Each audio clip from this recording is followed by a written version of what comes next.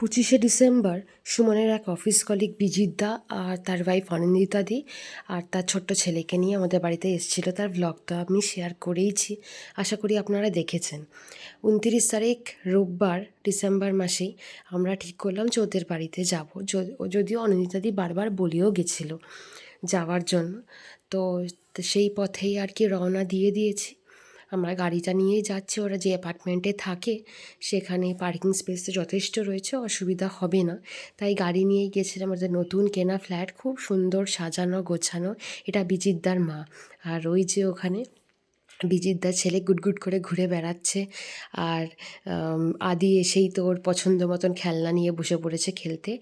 আর এখানে খেলাধুলা করে তারপরে আমরা ডিনার টিনার করে রাতে আদির খাবারটাও নিয়ে এসেছিলাম, ওকে খাইয়েও দিয়েছিলাম। করে এবার আমরা রওনা দেব বাড়ির পথে।